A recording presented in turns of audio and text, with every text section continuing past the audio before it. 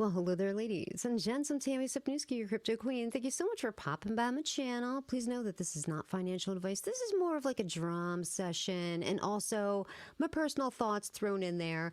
But, ooh, shots fired from Auzsome Austin over to the dev team, and in particular, Dr. P. So he put this tweet out yesterday. I didn't see it live when it happened. I just caught it today.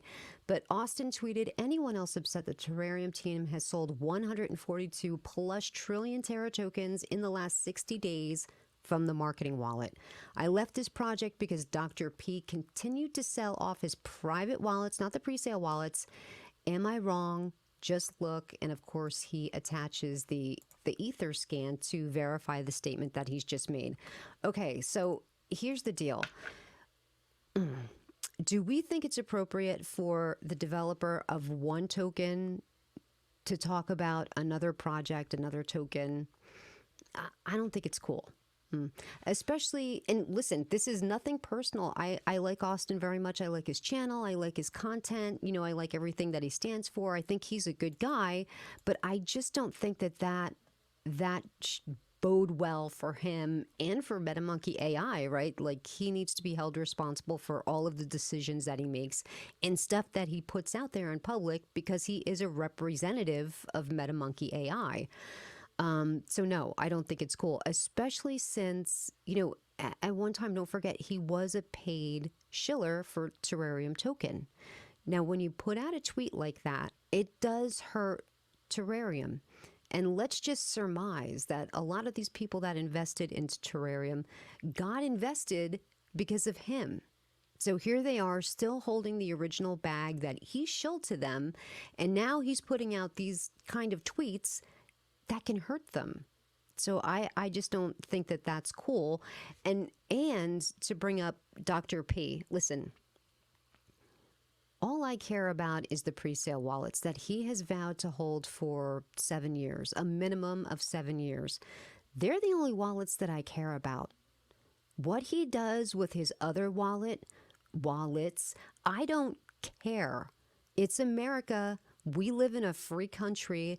God bless America. People can do with their investments what they see fit. As long as they're doing it within the confines of the law, it's okay to me.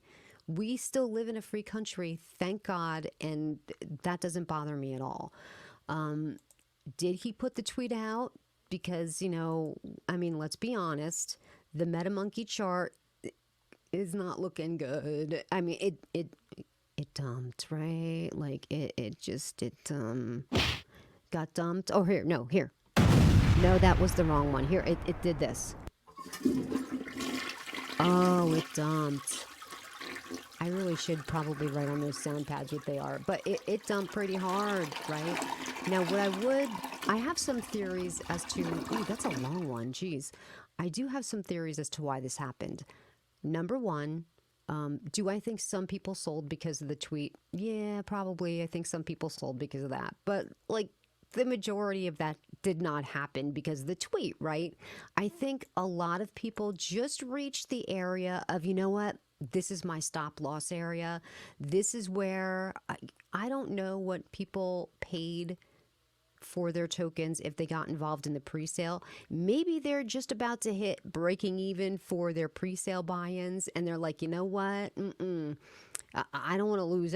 You know, I put money in, but I really don't want to lose money, or I don't want to lose any more. And they just hit the stop losses and sold.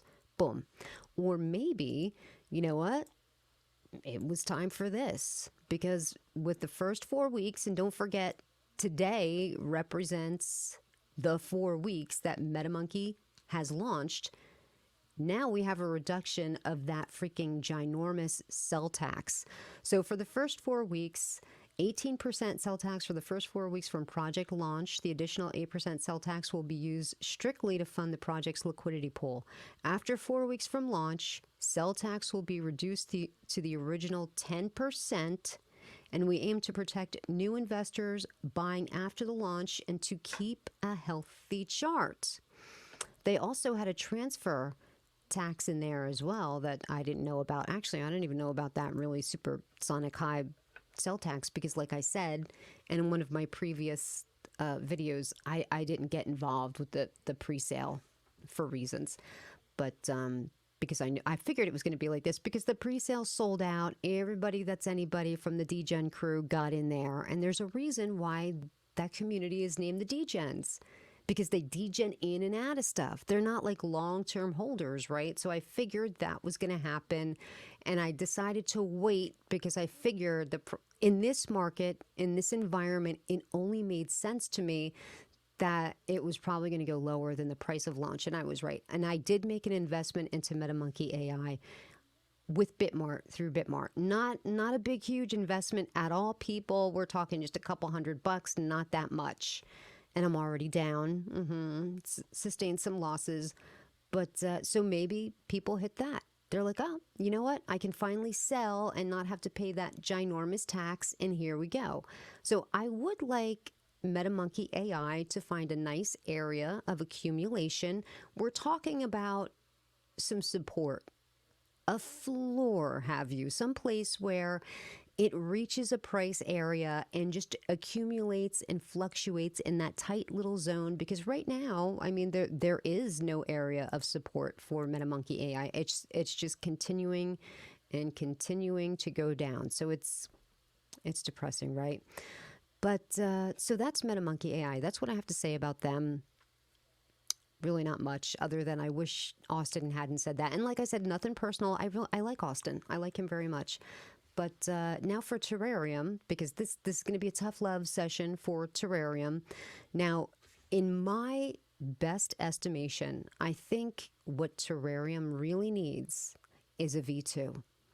Because I think this token can go a very, very long way, but we need to fix certain things. And one of the big things that I would like to see fixed is the tax structure. Why are we only charging 2% in and out? Like, that's ridiculous. No other token, no other project, and projects that don't even have a tenth of the utility that we're going to have with Terrarium, none of them charge these low taxes. But they were bullied into changing the tax structure, I think to the detriment of the project itself. Period. We need to fix the tax structure. You're going to make a centralized exchange. You need money for utility. You need money for marketing. You need money for everything, right? For your overhead, because you have a physical headquarters now. You need money for all of that. Let's collect the money on every buy and sell. But when we do that, let's make sure it's not collected in the native token. We can reword that smart contract so that when the funds are placed into these different wallets, it's paid in Ethereum. Not going to be paid in native token. Done. We won't have these massive dumps on the community like we've sustained the past few months. 35 ETH at a time is damaging. It hurts the morale of the holders when we see that happening because we're blindsided by it. It's not cool. So let's get that fixed up. Let's do a V2. Look what happens every time a token does a V2. It rallies the troops. We have another great launch, and there's going to be a lot of people, being that the utility is just right around the corner. You know, if you're launching a centralized exchange in a few weeks, these people are going to hold that baby because I know I've been holding this whole entire time. People who are die-hard holders are going to hold until the exchange opens and while it's going. Now, I understand why you did it. I know that you brought down the buy and sell tax because you felt it would bring more holders in. But we've been stagnant at this 10,000 holder mark. The lower taxes have not brought us more holders. We're hurt because you keep selling tokens to do the marketing thing. That needs to stop. That's why I'm saying we need a V2. We need a V2. Can I get a hell yeah? Oh, wrong button. Hold on. A V2? Yes. Let's do a V2. Let's recharge the community. Let's get the taxes that we need. Because listen, you need those taxes for marketing and for utility and for your headquarters and all this. We need that. Now, at the first AMA, I know you said that you didn't need it, that everybody's wealthy and that you've got it, you know. Remember? You said that? First AMA on Twitter? because all of these suggestions were raised at the time. And the answer that we got at the time was, we're all wealthy doctors and I'm a wealthy pilot. And, you know, when it comes to all of this, we're going to pay for it. But I guess things have taken a lot longer than you initially had guessed. Things are costing more. Could it be the breakdown of the supply chain? Could be the utility itself took a lot longer to make than you had thought. But it's taken significantly longer. And now you have started to use the money that you said you were not going to use, right? All of that wound up not happening. We can fix all of that with a V2. You're not going to have to use your own money anymore. We can collect the money that you need. And by the way, I really dislike it when I see people putting out tweets like, oh, why is it up to the holders to pay for the utility? Have you ever invested into anything? Have you ever gone in with a group of friends into an investment? They're not there for a charity. They're not there because they're like, hey, you know who needs help financially? Let's bring them into the investors. Or no, they're there because they need your money. That's why anybody brings in investors. They need that capital infusion that investor is going to bring. That's what we are.